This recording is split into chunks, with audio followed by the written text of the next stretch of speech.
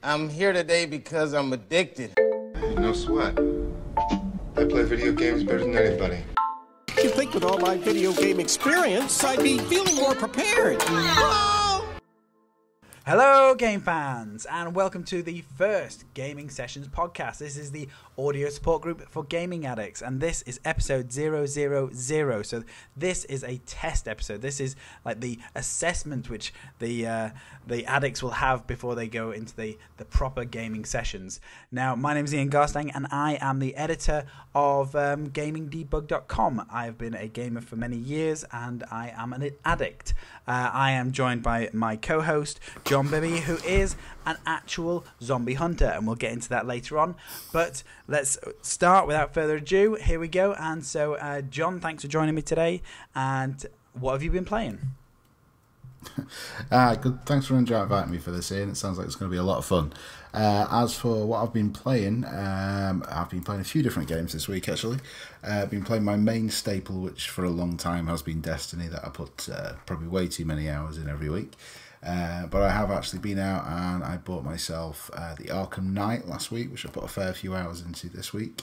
And there was a fantastic free game on the PSN which I downloaded called Rocket League, which has taken up probably again way too many hours than it should have done this week. So with Batman being in the news all week, it's been pulled from the Steam store and the PC store because of all of its bugs and its issues.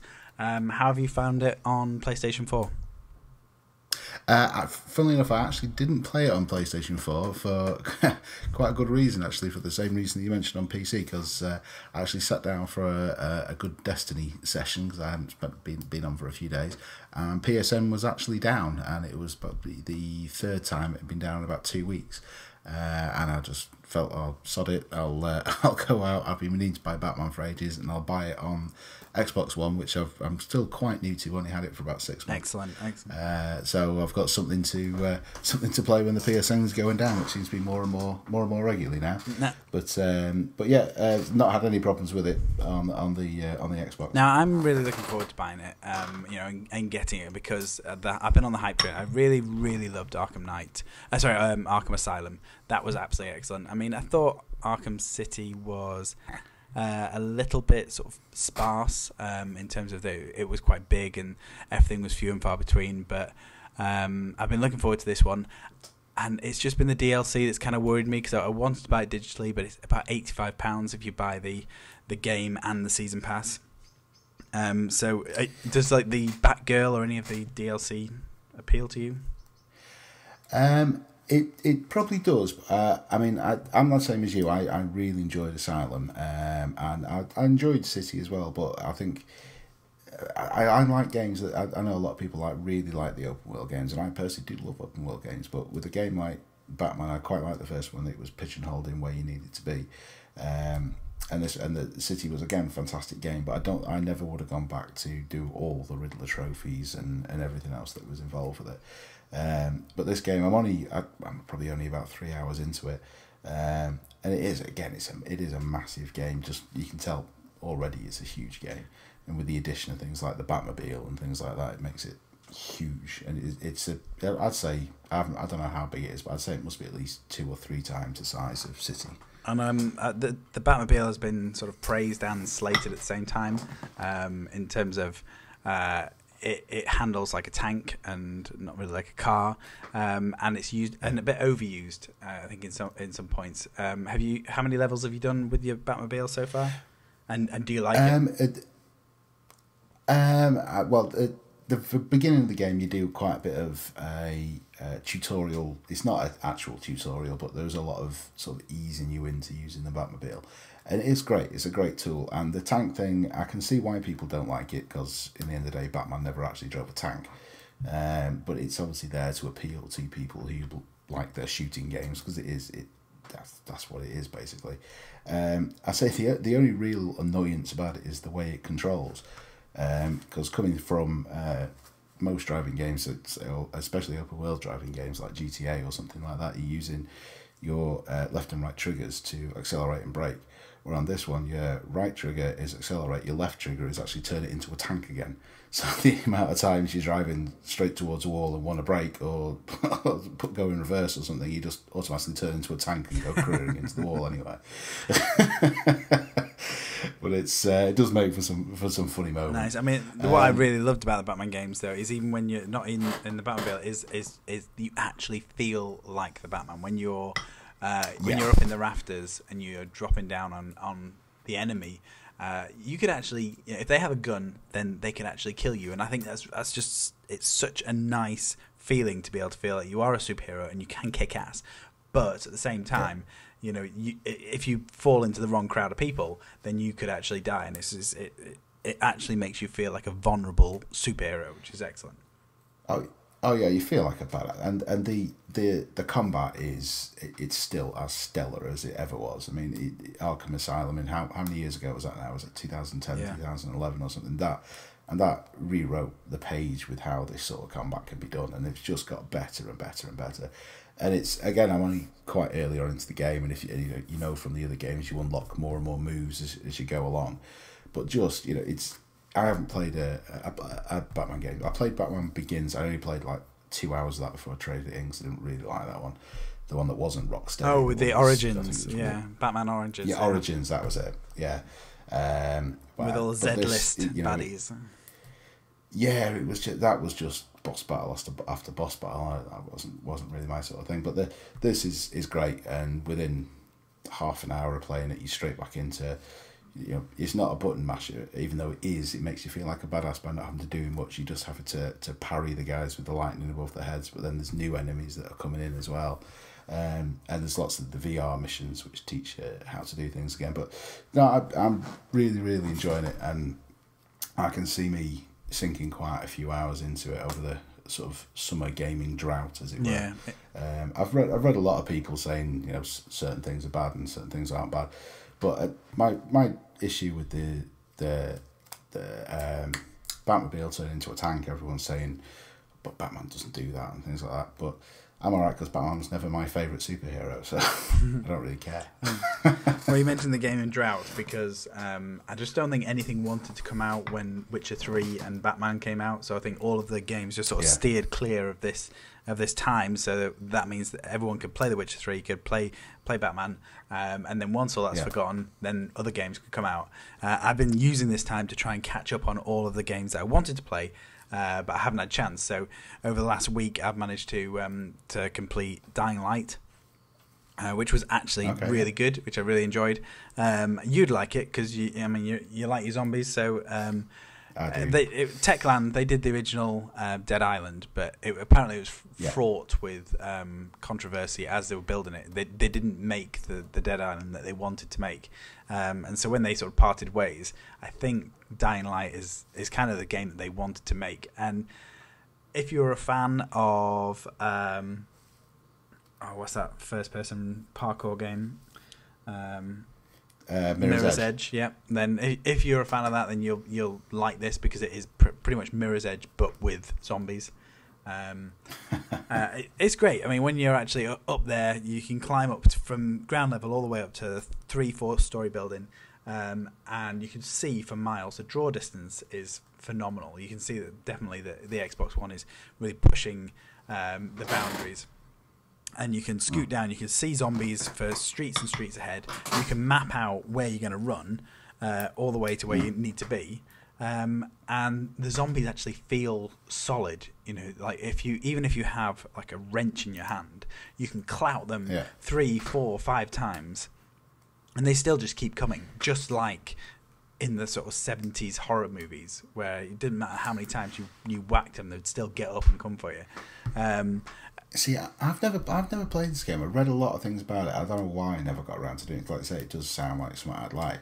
But one thing I was always intrigued about that I never actually saw into, what happens at night? Because don't they get more fierce or something? Yeah, I mean, it is. I mean, Dying Light is the fact that it is called Dying Light. That as soon as night comes, then you have like 2 options. You could try and get to a safe house and just sleep it out. But then if you choose to to play in the nighttime, then you get sort of double points and double experience and all this kind of stuff. But then there's hunters, and so basically all the zombies sort of upgrade, so they suddenly become bloodthirsty monsters. So you're wandering around with a torch, and they're much more angry, they're much more violent at night. And then there's these hunters which wander around, which are kind of like the Resident Evil type super zombies that have the face that opens up. They are fast, they are strong, they leap on you, and it makes being out at night actually a scary proposition. So when I first started and my weapons were rubbish, and I hadn't crafted very much, I tended to sleep. But then as soon as I started to get a few extra weapons, a few guns, grenades, all that kind of stuff, then I felt a bit more confident going out at night. But it's good that a game can make you scared of when the sun goes down. You mentioned guns and grenades there, because I thought, from the trailers, I thought this was purely a melee combat game. Is it not? Has it got shooting aspects? It does. I mean, you can get all sorts of pistols and machine guns. They handle like a dog, which is probably one of their downsides, because the melee combat is really satisfying. You can take. Well, that's what they're good at. Yeah, you can take a baseball bat. You could slam some electric charges on it and some extra blades, and so you get extra damage and stuff. You chop off heads. You could electrocute them, poison them, all sorts of stuff. So the melee combat is definitely the main focus. But if you can find yourself a machine gun, then you could do a lot more damage from afar. Should you need to get the spitters or the exploders or all these other random zombies that you get on the streets. And the story is really simple. You know, it's a case of you've got to escape, and there's a bad guy trying to keep you there. But it's good. There's so many different NCP characters, or the non-playable characters. Sorry, you could, if you wanted to keep it for ages, you could just spend your life doing all of these little quests for people before you actually finish the game. I tried to hammer it. It was like 20 odd hours. The thing that's interesting about that as well, because that game Dying Light was announced, I think it was E3 2013, about around the same time that Dead Island 2 was announced. And just today the news has broke that Deep Silver has cut with Jaeger, who was developing that game. I mean, it was supposed to be out last year. It was then it was moved to this year. Now it looks like it's going to, if it comes out, be out next year. But like you say, a lot of the developers on that moved over, on the original Dead Island, moved over to do Dying Light. Which, I mean, they are very, very similar games. I know. I mean, Dead Island 2 was so close as well, because they had the trailer, because the Dead Island 1 trailer was excellent.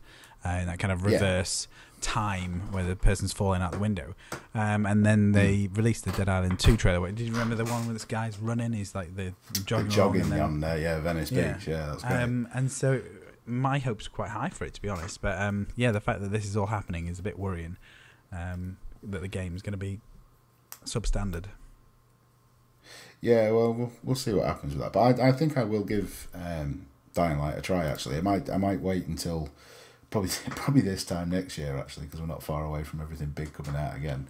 But I think it'll probably be something I'll pick up on PS Plus or on a summer sale or something. I mean, they're giving away so much free content at the moment. Dying Light.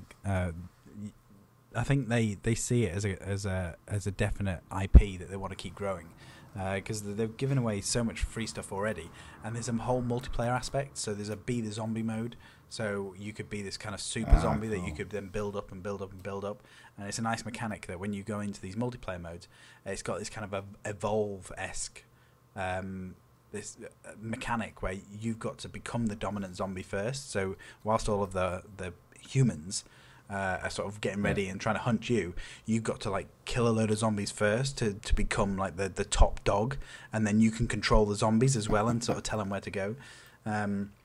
And so it's a really it's a fun little mechanic. Plus you can jump into other people's games, so when you actually do play, I could jump into your game and help you on the single player, or we could go into multiplayer and take on other people.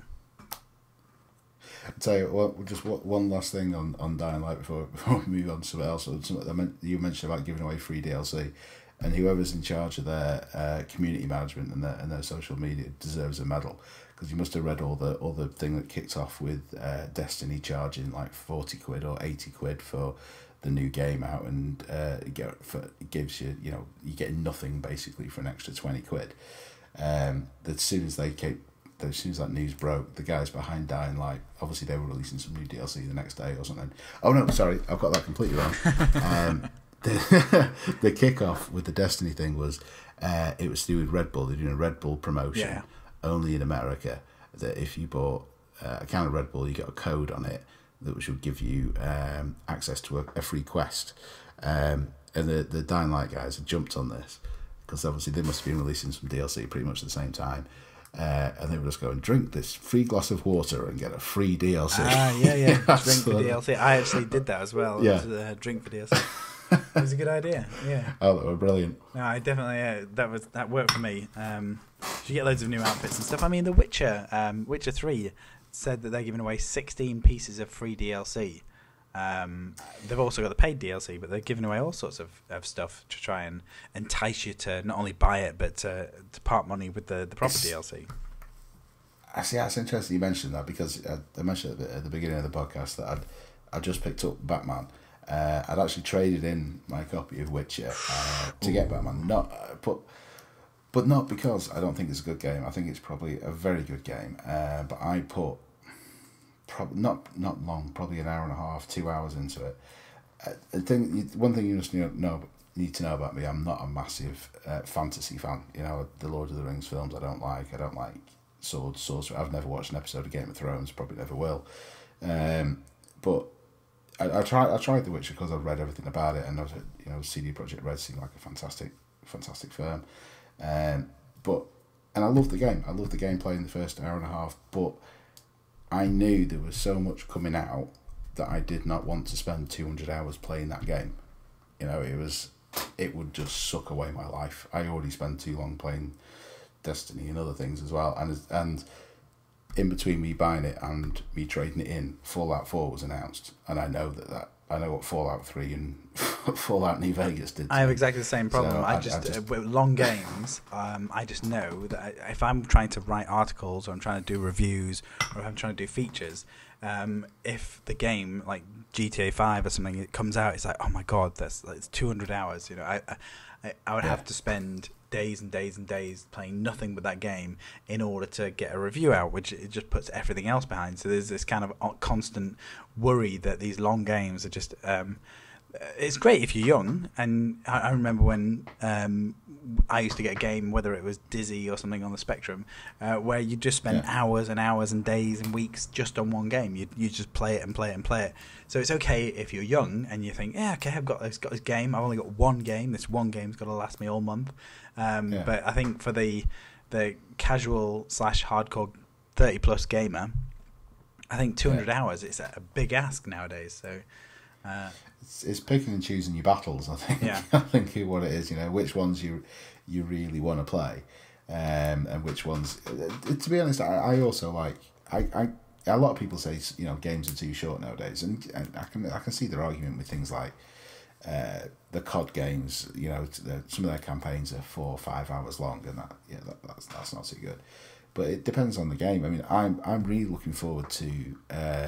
The Uncharted trilogy being re-released on PS4 because those 3 games were some of the best games I've ever played. Yeah, and I think something you've got to ask yourself when you look at the COD single player, you look at the Uncharted, you look at the Last of Us, and all these other sort of really well told stories in games. I mean, they're not the COD, but it's just a nice action adventure. They are not open world. They're fixed. They're levels. They take you on an adventure. I mean, the COD games are very simple. They just go from one to the other to the other to the other. But at some point, all the open world games are going to say, "Hang on a sec. I think we've just given too much here. I think we've. It's good to give everyone freedom and choice, but." Are we lacking in a story and direction? Because it's just by giving the player agency, it's good, but also by giving the player too many options, they can't tell the story that they're trying to tell. So I think at some point games are going to kind of start recoiling from doing open worlds to doing more set piece and more stories. Yeah, that's just my opinion. Well, that's what I think. You mentioned things like Uncharted and the Naughty Dog games there.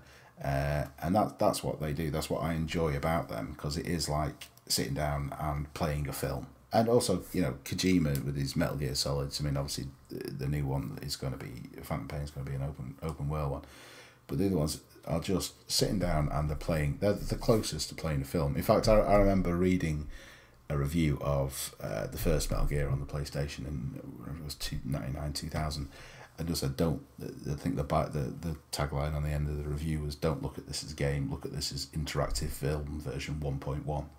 And I was like, that's probably about right. And looking back at certain games like that now, version 1. Yeah, pretty much. Smoking a cigarette to look cool. But sometimes I just like a game like that, which is just, I don't have to choose, do I want to go over there, do I want to go over here, do I want to accept this mission? It just tells me what I'm doing. And takes me on an incredible story. Yeah, the Gears of War the Last of Us was is excellent at that. That's now been announced. Gears of War 4 is coming out. Gears of War, the remastered is coming out. And what that did really well was it mixed the first-person shooter or the third-person shooter, and it had a story. It would go from one point to another point to another point, and by the end of it, you felt like you'd been on this roller coaster. And it was brilliant. And at the end of it, you were like, "Wow, I just killed General Ram," and it's been awesome. But I think sometimes with these open world games, you just sort of even with Dying Light, I'd completed Dying Light, and then it sort of left me in the city, saying, "Right, okay, well done, you completed the story mode. Now go and help other people in the city." And it was like, okay.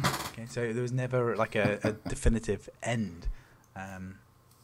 Not like go on. I was just going to say, just going back to the point. I get, like going back to E3 that's just been. I get more excited about games that just look like they're going to take us on a story nowadays. Like obviously Uncharted 4, but that Horizon Zero Dawn that was done by Guerrilla Games. Yes, it looks absolutely amazing, doesn't it? Thing.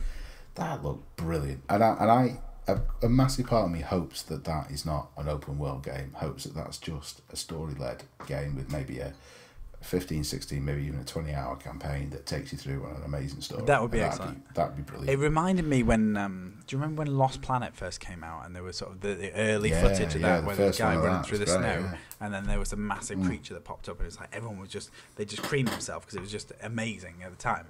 I think this E3, that is the one where everyone just went, wow, look, okay, so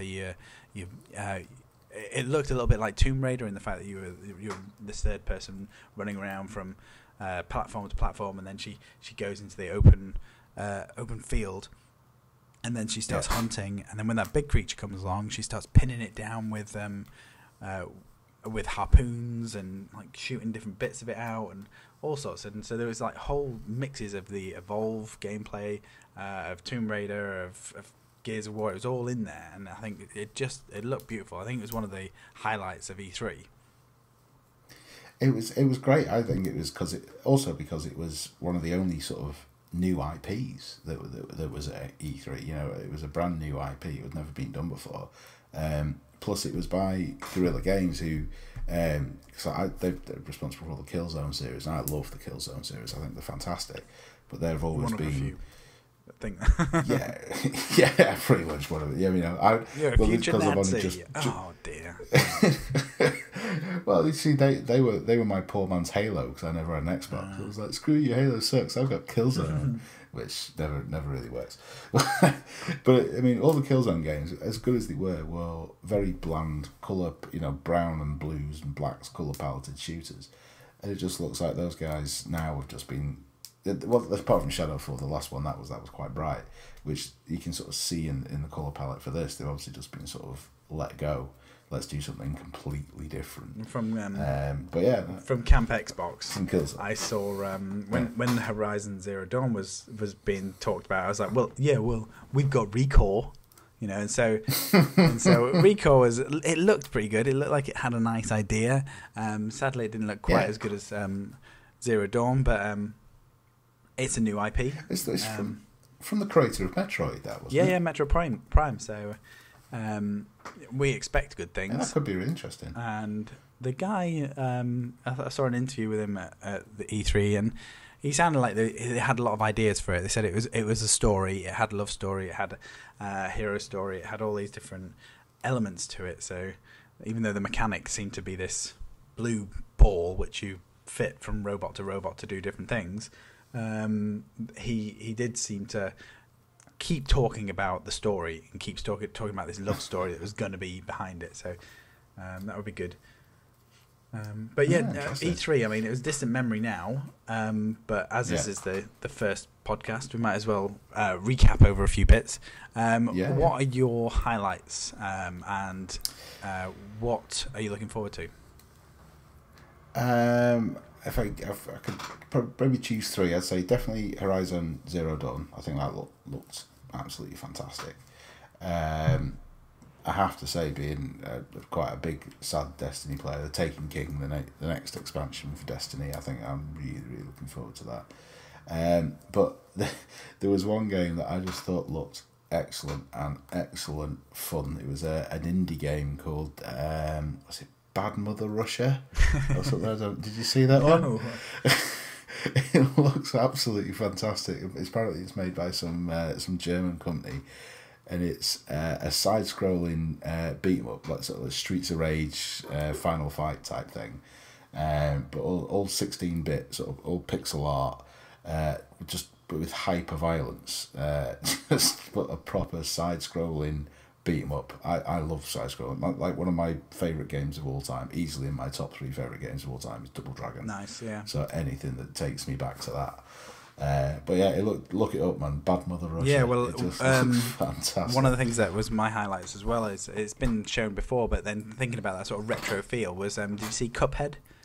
So yes, that looks excellent. Yeah. The sort of 1930s animation style. Yeah, it's just boss battle after boss battle after boss battle. Yeah. In this. But it looks beautiful. Yeah, side-scrolling shooter type thing. It looks really like a really nice idea. The aesthetic looks really nice. What else is there? Star Wars Battlefront had to be one of my highlights. Oh, of course, yeah. I did like the way in the Microsoft conference, EA conference, all the way through they were just going, Battlefront will be here soon. Trust me, sit through this boring FIFA and Madden stuff. Battlefront will be here in 15 minutes. And now for some more sports things. Oh, and there's just like massive groan over the whole audience. Oh God. Yeah. No, that did look excellent. That just looks like playing a film, playing out all our fantasies. Basically, that looks absolutely fantastic. One of the things in the EA conference was Unravel as well. That was kind of a moment where you was just like, oh right, okay, that's quite new, that's quite interesting, quite novel. So I did like the moment as soon as that guy's speech had finished, which was fantastic. And everyone felt for the guy who was obviously really nervous, and he's doing this beautiful looking game. And then the second he finished, a guy in a zombie outfit came out to Danger Zone and started dancing around the stage. I just saw that's just brilliant timing. That is well done. Yeah, some weird costumes at E3 this time from games that I didn't really know much about, but then some costumes came out. But what else? I liked the Doom. I mean, I know I'm going to be disappointed by Doom. But I had this deep hope that I'm not, because Doom 3 was awful, but Doom is awesome. So it's just terrible, I've always got my fingers crossed that this is going to be the one. Yeah, I'm in the same camp as you. I'd be really chuffed if it is a fantastic game, but it could be the worst game in the world. Nothing's going to take away from me the memory of pumping the shotgun for the first time in the first Doom, which was just one of the greatest gaming moments ever, and I'll never be able to recreate that. I mean, I just hope it's good. Yeah. I hope it's. I've enjoyed the Wolfenstein remake. Yeah, it's kind of got me hopeful because I really enjoyed the new Wolfenstein. Bethesda's like a massive company now that's got a lot of muscle behind it, so there's no reason why it can't be good. So I think if they've just got the frantic shooter fun aspect, then that's all they need. They've just got demons and stuff running around. If they just give you some a massive selection of weapons and just give you a lot of speed and a lot of freedom to roam, then I think they'll do all right. Yeah, I think that'd be good. I think that'd be really cool. I'll tell you what, one game that really did stand out for me as well. It has actually for the last 2 or 3 E3s it's been. I'm really looking forward to seeing it. The Division, the sort of Ubisoft MMO RPG open world New York shooting. Yeah, game. it looks amazing, doesn't it? It looks great, but I just don't think it knows what it is. You know, every year it's shown sort of a different type of gameplay. Yeah, I think it might suffer really from sort of Watch Dogs syndrome. Yeah, I was just going to say that. The hype train's I'm not too going to much. buy it day one. I'll see what happens with it. Because it did look worse. It looked worse this E3 than it did last E3. So the last E3, I remember sort of just combing the videos, just really watching him close that door with his other hand as you sort of scooted around. It's like, that's beautiful. That is a really nice touch. And then seeing it this time, it looked like it had been downgraded a bit. So it was almost like somebody go, "Whoa, come on, calm down a little bit." I think we just showed him the Super PC Ultimate HAL edition. Let's just show him on a Amiga and just sort of calm him down a bit. Because it definitely looked like there was a lot less textures going on this time. I'd be still interested to see what that game does, and also the Ghost Recon game that they announced as well. I've liked all the. I mean, that looks like a massive departure from every other Ghost Recon game, but 4-player co-op, open world, so, you know, taking down a target any way you want. That could be my bag, but if it goes the same way Ubisoft's been for the last couple of E3s, we're not going to see that till probably 2017 at the earliest. Yeah. I think the whole 4-player co-op thing is just you've got to find those people to play online, and if it's anything like Evolve just didn't seem to work playing with randoms. You know, unless you had you played it and you knew your role and you said, right, I'm a trapper, I'm a brilliant trapper, just make me a trapper and then I'm fine. But then you get into a group and somebody else will go, no, I'm a trapper, and then you end up being the one person you didn't want to be, and either letting the side down or just not having as much fun as you possibly could. So I think you need your roles in that one, but you also need to have like a fire team that you play with on and off as well. Yeah, I was actually online playing Destiny with some friends before, and we were talking about the Division because that it's going to be it's basically their answer to it. Yeah. And Destiny's exactly that sort of game. I mean, I didn't get a lot out of it until I started playing regularly with people that I've started playing with quite regularly now. And I've probably got a list of about 15, 20 people in my friends list that when I go on now, I can jump in with them or they jump in with me, and everyone knows what they're doing. We can go and do stuff, and my enjoyment of that game has gone up exponentially, which I think that's what the Division's going to be like, and it's going to hopefully work like that. But the one thing they did show this year, which kind of turned me off it, is that you can just turn around and stab whoever you want in the back and steal all their stuff. Yeah, that's going to make for an interesting, an interesting mechanic. Because you could do that in, I think, was it like Kane and Lynch 2 or something like that? Oh God! And so you at the end you had like that sort of last minute where you could literally kill your like partner and stuff. So I think that made that it's a massively underrated multiplayer, but you could do it in that, and I think it really made it interesting. So they've tried to keep in the Division. They've tried to keep all the multiplayer like in a dark zone. So I think you start off in a single player, and then if you go into the dark zone, then you can go into a multiplayer area. So it's kind of merging. That's when you face off. The single player merges with the multiplayer, which is quite cool. Yeah, it sounds quite cool. I'm definitely willing to give it a go, and I've been reading a lot about it as soon as I see videos or whatever on YouTube. But I think I'm not going to be a day one for that. I'll wait to see what some of the reviews come in about, or maybe even wait about 3 months and 6 months, or wait till the first DLC or something comes out, till people have actually played it for a bit. Yeah. And see what it's all about from then. Because I think that, again, going back to Destiny, I think that was the problem that that got fairly middling reviews when it came out. But now, if you go back and played it now, it'd be a completely different game. But I think most MMOs or any sort of online game needs to be reviewed. You can have a day one review and then maybe a month after review once your people have got into it a bit more. Yeah, I remember doing the review for Destiny and just hammering it for days just to try and get up to level 20, get through as much as possible, and then review it. But then if I was to talk about it now, it'd be a whole different ball game. Yeah, but that's only fair because people will do want to read a review on day one or week one or whatever, but and they do nowadays. I know IGN do it a lot, don't they? They do sort of review in progress of any sort of online game, and it takes them a week or two for a review to come out. And I think that should be the way a lot of things should be reviewed nowadays. Because I'd say at least. Probably 70% of games nowadays have at least some kind of online element. Well, it's the nature of digital downloads. Like when you bought a game, you bought a complete package. That was it. It was on disc. It was ready to ship. Whereas now you get it on digital, you lose that trade-in value straight away.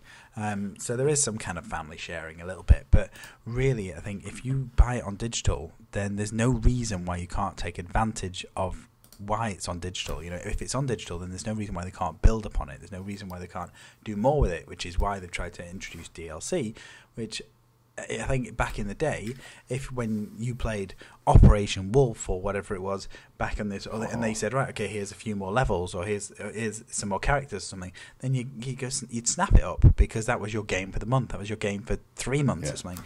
So I think with the digital downloads, the advantage is it doesn't have to be a static thing anymore. And if I'm going to invest in a digital game, it'd be nice to know. Especially, I feel it more with the dancing games and those kind of things, where it's just like, well, I've got this dancing game with 30 tracks, but it would be nice to have this back catalogue as well. But I think with things like Batman, if it's an amazing game, then I want more. I want more DLC. I want more story modes. I don't know if I want the Riddler race courses, but I definitely want to explore more of the characters in that universe. Well, I think one game actually that I've seen has probably done DLC right, and I came to it late, almost exactly 12 months late. I bought my Xbox One at the beginning of this year, so February time, something like that. And I bought Titanfall secondhand with it. Oh, it's so good. I've been wanting to play it. It's great, absolutely fantastic game. Loved it. But within a week of me buying it, I didn't realise it was the year anniversary of the game coming out, and they made all the DLCs free at that point. And I thought that was a fantastic thing to do, because the people that buy it day one, and they should, if companies are going to do that, they should probably state the fact that they're going to do that when the game comes out. But I think that's a great way, because you'll get the people that want to play it, day one, year one, will buy it, and then they'll buy the DLC, and then people like myself or somebody that would, I'll come into it later on, can pick it up for, I think I paid 15 or 17 dirt or cheap. Something for it second hand, and then all the DLCs were free, so I'm getting everything else. And that was a fantastic game. And this is coming from me personally. I'm not a massive PvP player. I don't like PvP. Yeah, me neither until I started playing it. I'm not very good at it. But Titanfall, I really enjoyed it. The mechanic of getting in the mechs and changing the game up really brought me back into doing PvP in an enjoyable kind of way. I'm really looking forward to Titanfall 2. I'm always amazed when I boot up Titanfall, because I think this is a time where I'm going to be waiting in a lobby for ages. But I played it about 4 days ago, and I still just instantly got a game straight away. I was amazed that there's still such a community around it that I always get a game straight off.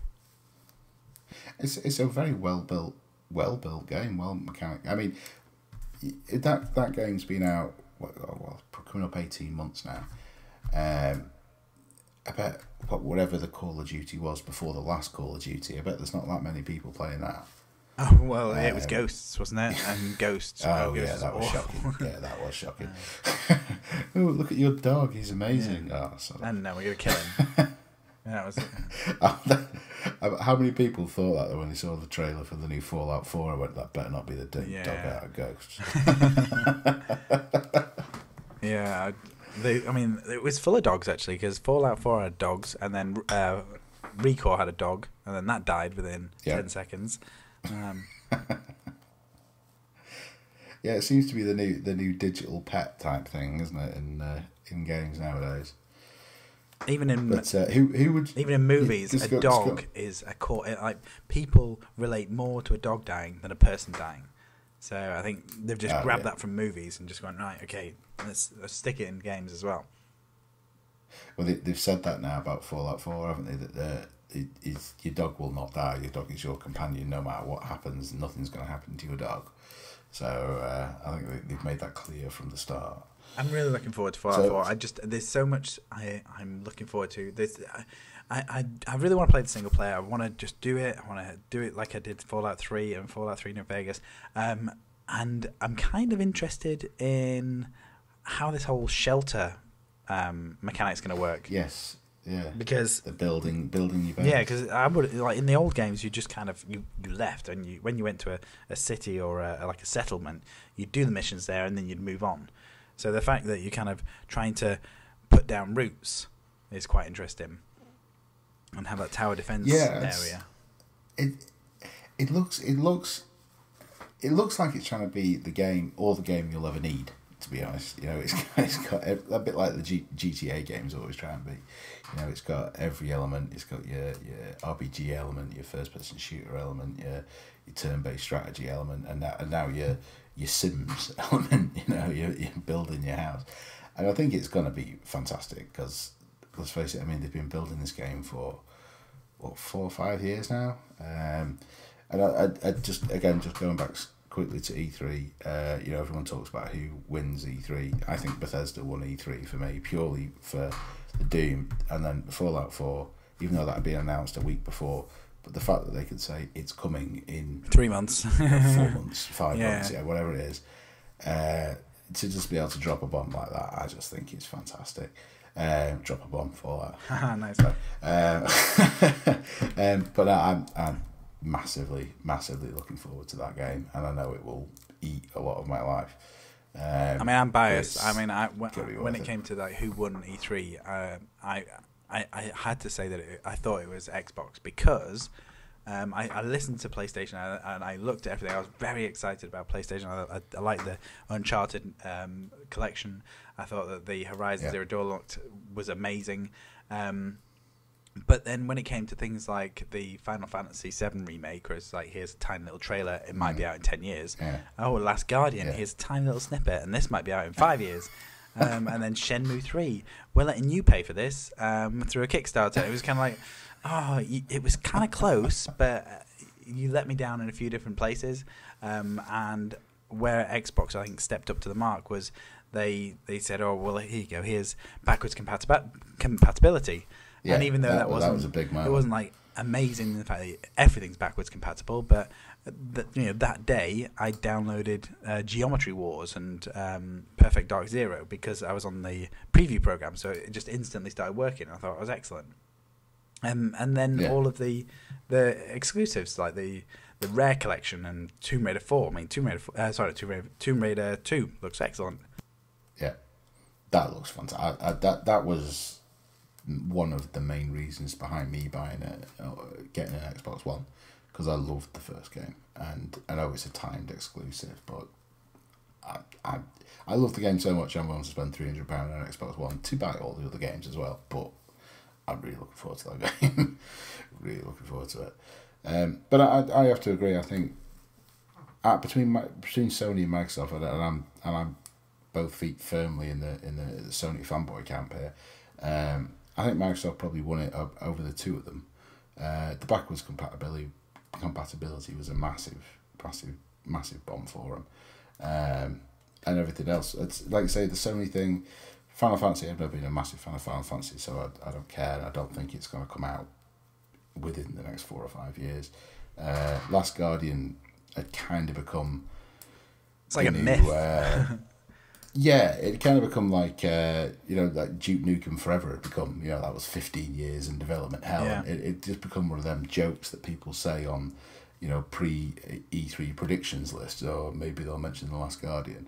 And I think that's probably what the Final Fantasy VII remake's going to become for the next 4 or 5 years. It might disappear off the chart for next year.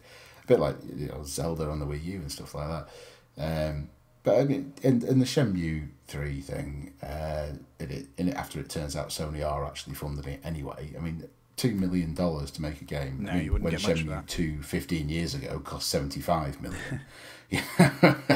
They're just doing it. It's just a token payment to basically give a big FU up to Sega, because Sega still own the IP for it anyway. Yeah, probably cost $2 million. That's why they're buying it. Yeah, Yeah, possibly. And I played Shenmue 1. Never played Shenmue 2, but it wasn't that good a game. But, it was interesting. But Microsoft needed to raise the bar. I mean, they've had their ass handed to them in the last couple of years. Exactly. So I think they did better this year. And they're just concentrating on the games and, just don't talk about the hardware. Do you notice that Sony only very briefly mentioned Morpheus and didn't mention Vita at all? I know, that was and terrible. Xbox hardly mentioned Kinect at all. Yeah, there was no Kinect. Peripherals are dead. Yeah, it kind of touched upon the HoloLens and Minecraft. Actually, yes, that was the other thing I was going to say. That's why I think Microsoft did it, because that HoloLens, as much as it probably won't look like that, I don't play Minecraft, so I don't care, but that looked like playing games in the future. That looked amazing. That really did look amazing. And I think that's... I mean, I actually spoke to a friend of mine who was at E3, and he went to see they were running a Halo 5 demo using HoloLens as sort of the introduction to it. Yeah, so you could see... He just said it was amazing. Yeah. He said that was properly amazing.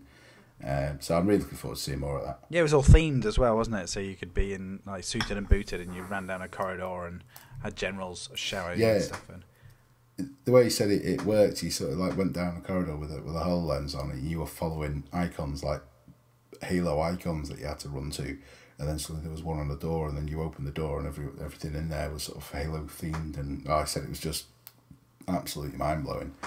So really, really looking forward to seeing more of that. And I think the Morpheus stuff at Sony, I think will be fantastic. But from everything I've read about it and everyone I've spoke to that's had a demonstration on it, it's got the same issue as any other VR thing, and it's as simple as motion sickness. People can't use it because they keep being sick. Yeah. It can be the most amazing piece of software. There'll just be this this wave of flight sims. All of a sudden, as soon as that comes out, you'll just have like Black Hawk down type things where you're in a helicopter, or you're in a spaceship, or you're in these different like mechs where you're sat in a cockpit, and it'll just be a case of so you have HoloLens on, or you have your Morpheus on, just sit down and just look around, and there you go. So I think that would probably be the best experience that you could have using these VR headsets. I think it'll be interesting. I mean, I tried a VR headset when I was over in the States, not last year before, and it was a very early Oculus, and I only tried it for about 5 minutes. But it was some sort of like first person shooter demo thing they had on. But I was on one of those little mini sort of multi-directional treadmills, and they gave me like a plastic gun to hold, and it felt fantastic. I have to admit, that felt brilliant. And it was very, very early development stuff, but I felt I remember coming off that and just thinking, I can't wait for this now. This I think is the future. It's gonna be great. yeah. But then again, I seem to remember thinking that when I was at Butlins in 1995 when I first put on VR helmet on when VR was around the first time. So I don't know. I just hope something good comes of it. Okay, so that's E3. That's behind us. That's been done. That's dusted. Yeah. So we've got Gamescom in like 3 or 4 weeks. Yes. So what do you expect to see from Gamescom? What are you looking forward to seeing? What you're hoping to see? Because there's quite a lot I'm looking forward to actually from Gamescom. They've announced that they're going to give people first hands-on with Metal Gear Solid 5, which will be really interesting to see what people's feedback is of that. Obviously Sony are not going to be there, so Microsoft will be stepping up their game. I'm really interested to see Quantum Break. I think that they've been demoing that for a couple of years now. Yeah, well, it's the last. It was the last Gamescom, wasn't it? So, and it wasn't announced. There was no discussion of it at all, really, at E3. So I think they've been saving it, and holding it back for Gamescom. Yeah, I think Microsoft will be all about Quantum Break, Scalebound, the Platinum Games one, and Crackdown. That Microsoft Got to be Crackdown. That was it. Yeah. Looking forward to Crackdown. I think those are I think Microsoft are going to have a really strong Gamescom with those 3 games. I think they'll. Well, obviously, without Sony being there. Crackdown 1 was awesome. Crackdown 2 wasn't as good, but okay. But yeah, it looks like this could be really fun. They've taken all the bits that people love about it and mode it into this new reboot. So, and it wasn't at E3 again, so that it definitely sort of hedges your bets that it's going to be at Gamescom. Yeah, I mean, Gamescom it's slightly different to E3. It's not quite as big, but I think, like I said before, with Sony, massively publicly saying they're not being there, Microsoft will just hammer it home with it.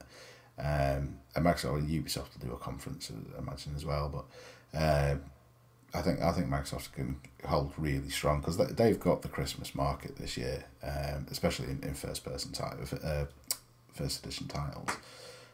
Sony have got nothing, so I think they'll probably win this Christmas. Yeah, well, I think the backwards compatibility is going to help at least convince parents, because they might have had their kids who've had 360s for ages, for 5 years or something, and they've built up this game library, and they don't know enough about the Xbox One that they're going to say, right, okay, well, they've got Xbox 360, they've got all these games, and I can play it on my and they can play it on their Xbox One. So I think it might actually do really well this Christmas. I think, maybe a price drop as well, or at least very good bundles will do well for them this Christmas. Because especially here in the UK, the 360 won definitely the last generation. If you take the Wii out of between the PlayStation and the Xbox, so there are a lot of people still playing on 360s, and if they can make that leap easier, like you say, a lot of it is for parents and stuff like that. But I'm trying to think what else is going to be. Do you think they'll show some gameplay footage for Fallout 4? Because if the game's ready, they've had the sort of CG trailer, they've had the sort of hands-on. They've had a bit of video about people playing it, but they've not had anything else. So do you reckon it could be a good opportunity for them to show more? I think they probably will do, yeah, because it's only out in November the 10th or something. So this is Gamescom, sort of the last big show of the year. But the Eurogamer, but that's just sort of UK based after that. So I think they'll probably do a lot of that. I think they'll do the same with Tomb Raider as well. I think they'll get that front and center, because the one big thing that Sony did to help Microsoft and Square Enix with that was pushing back Uncharted, to spring next year, which basically left this Christmas open for the Tomb Raider game. So, all right, so let's move on, because we're coming up to the hour now. So we are. What about the latest news that Minecraft Story Mode has been announced at Minecon? What did you think? What do you think of Minecraft? What do you think of Minecraft Story Mode? I'll probably be honest, and I don't care about Minecraft. I've never played it. I know what it is. I don't think it needs a story mode. I know it's by Telltale. The only reason that piece of news affected me is I think Telltale is stretching themselves too far. They've got a lot of projects on at the moment. Yeah, the first two seasons of the Walking Dead game, absolutely amazing, mind-blowing gameplay. Loved every minute of it. The Wolf Among Us, again, quality, fantastic game. Absolutely. But they're doing everything that they're already doing. They've got a Marvel one on, they've got the Borderlands on, they've got this one on. They don't seem to be recruiting that many more people or growing as a studio. So, and I just don't want the quality to slip in what they do.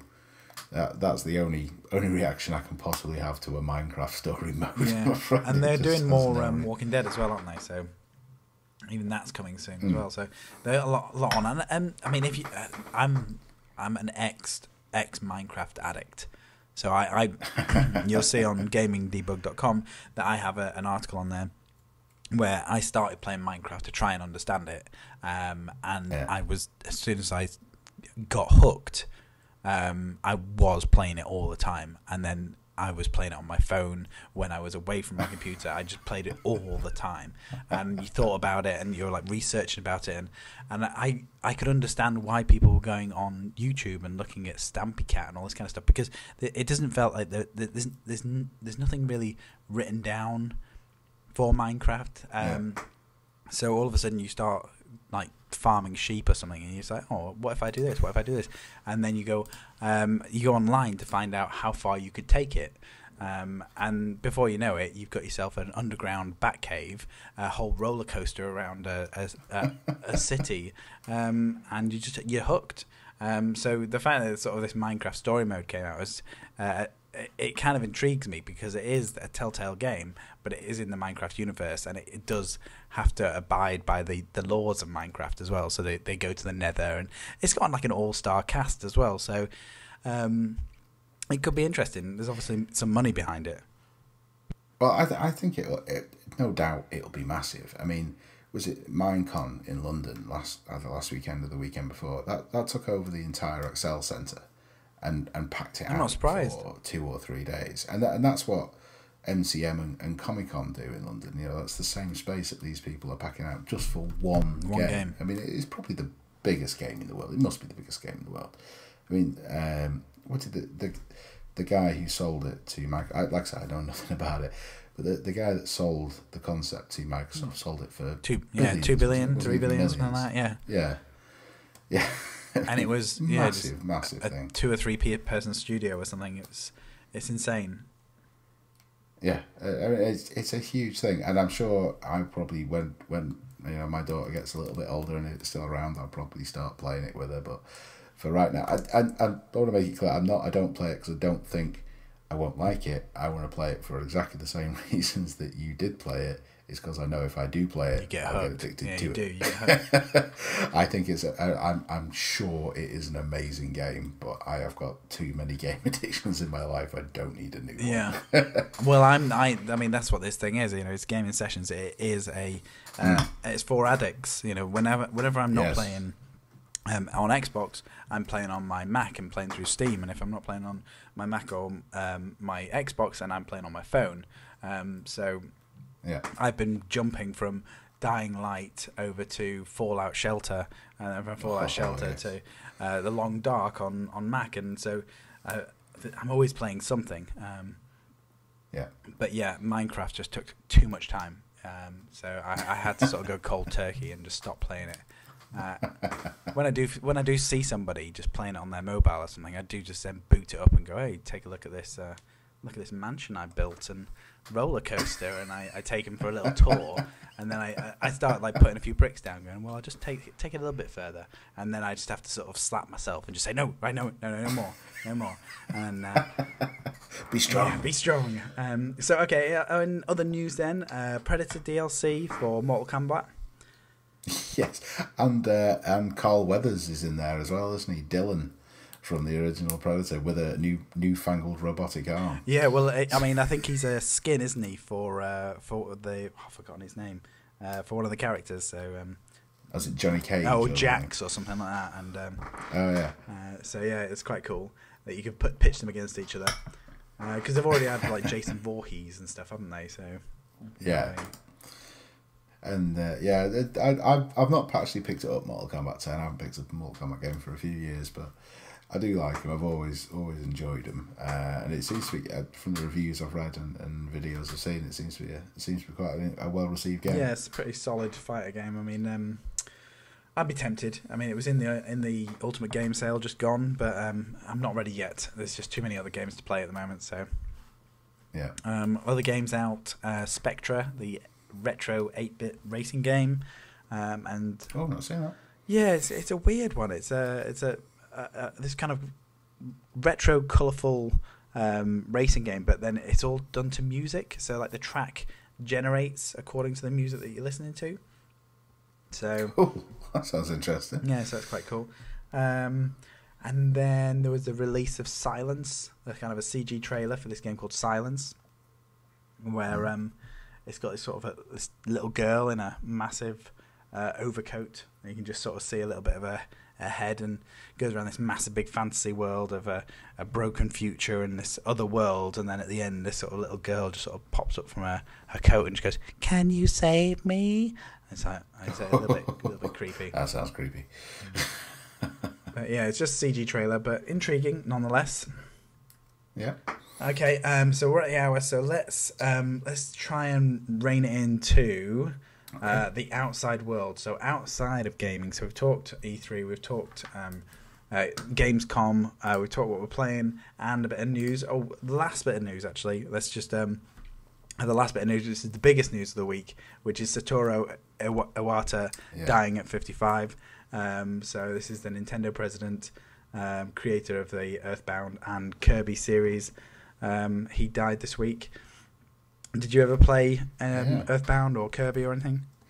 Never played Earthbound. Played quite a few of the Kirby games, and by all accounts, that guy just seemed like a really nice, genuine guy. To be honest, I was really shocked to hear of him dying. Obviously, the last time we saw him was at the Nintendo Direct as a Muppet and all that sort of stuff a few weeks ago. Yeah, there's a lot of really nice messages. I've heard he was online. ill, but yeah, I thought the nicest thing I saw about him was, I think it was a quote from himself a couple of years ago. My business card says I'm a company president, but in my heart I'm a gamer. I thought that was a fantastic way to remember a guy like that, and it'd be interesting to see where Nintendo go now.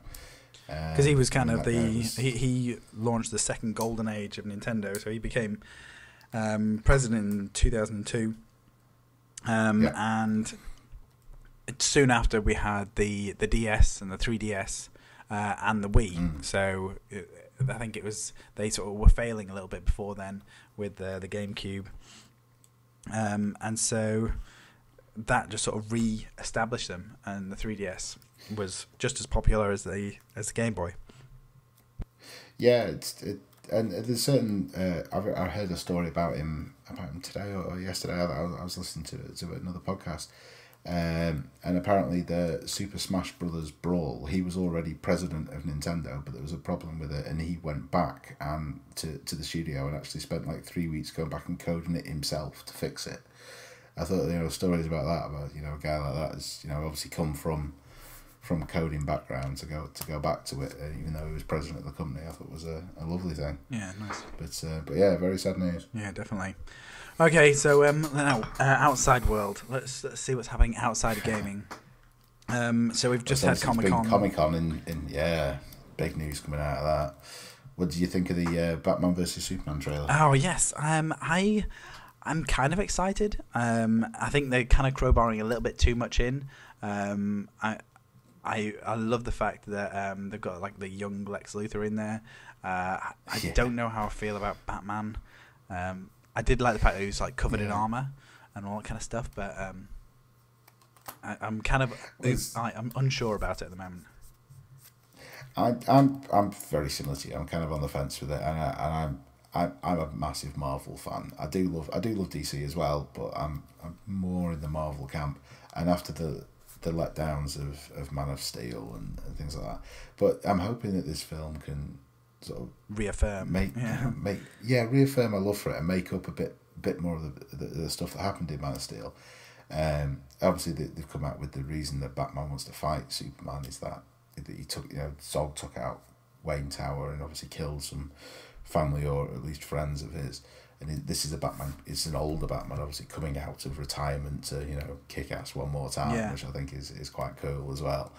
And then the inclusion of Wonder Woman in there as well, obviously hopefully the way I see it paying out anyway, and no one really knows, is that Wonder Woman is going to be fighting alongside Batman, which makes it a bit more of a fairer fight, because Wonder Woman's probably one of the only people on Earth who can actually take a fight to Superman. Yeah. So and Lex Luthor's got the kryptonite as well, so there's some kind of advantage there. Yeah. As well. But they're going to bring in the other players, the other Justice League characters as well, aren't they? With Aquaman and a few of the other. Yeah, well, that's all on the slate for the next few years, and then that was the other thing that came out of Comic-Con, leaked footage, and then obviously they released the main footage yesterday, the Suicide Squad. That is growing in me, because at first I thought that's a really bad idea. Trying to do anything with the Joker, it might be a bad idea, but it's growing on me. That I've watched the trailer about 3 or 4 times now, and it's growing on me. It is for me as well, I have to say. And I'm still not 100% sold on Jared Leto, but it's too early to call. We've only seen probably 4 seconds of him actually on film.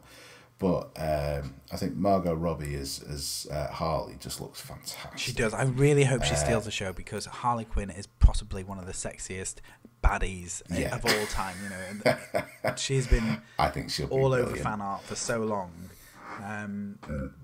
That if she can really steal the show, I think that'd be awesome. I think that Suicide Squad movie is going to be kind of... it's done in flashbacks, but I think it'll be a Harley Quinn origin story, how the Joker sort of broke her and made her into Harley Quinn. But I think it's also going to be about Deadshot, Will Smith's Deadshot. Yeah. And how he's not that much of a bad guy, because, you know, Deadshot's always doing it for his daughter and all that sort of stuff. So it's the sort of perfect Will Smith casting. But I want to see more of like Killer Croc and Captain Boomerang and all the sort of the sideline Suicide Squad. People. I'm kind of. I mean, we seem to be in the middle of a group superhero age at the moment. So, you know, we've got all of the Avengers coming out. We've got the Fantastic Four coming out. We've had Guardians of the Galaxy. We've got Guardians of the Galaxy 2, X-Men Apocalypse. It just seems to be like the age of group superheroes, and at some point we're all going to say, can we not just have like single superhero stories anymore, because it just seems like there's just teams of them going around at the moment. Well, I think it's a safe bet for studios to do, isn't it? They can give you a team, and then whoever comes out as everyone's favourite character, they'll throw a solo movie at them. And so we've talked Suicide Squad, we've talked comic books and all this kind of stuff. I mean, there's Heroes Reborn, which was an trailer. I liked Heroes. I really enjoyed Heroes. The series was fantastic. The rest of it was a bit... So I'm looking forward to seeing what they do with it. I think it'll be interesting. The stuff I really enjoyed for the sort of on the TV side of things was I don't know if you caught any of the dub smash battles between Agents of S.H.I.E.L.D. guys and Agent Carter guys. Did you see any of that stuff that came out of it? No. Oh man, but I won't ruin it for you. Just watch it. Just go and find the dub smash videos. It was just them lot having a fight with each other on the dub smash app. It was just absolutely brilliant. Just like a lot of fun. Nice. Okay, so if people want to follow you on Twitter, what's your Twitter handle? Best one to catch me on, dead simple, just John Bibby at John Bibby 78. Or if you want to sort of find me on PSN, I'm more usually on the PlayStation. My handle on there is Image Demon. Nice, and if and in future episodes we're going to go through into more of our backstory, who we are, where we come from, what we do, and why we do it. If you want to follow me on Twitter, I am at Gaming Debugged, and my website is www.gamingdebug.com. That's where you'll find all my gaming chatter, features, reviews, all that kind of stuff. I'm also on YouTube, and so this was episode 0. This was the assessment episode, the audio test episode, the trying to figure out if we know what we're doing and if we know how to use our voice episode. Are we able to talk? And so thank you for joining us in Gaming Sessions, the audio support group for gaming addicts. If you're an addict, then drop us a line, drop us an email, tell us your story, and we'll be back with another podcast very soon. Cheers, guys. Take it easy. That's it, man. Game over, man. It's game over.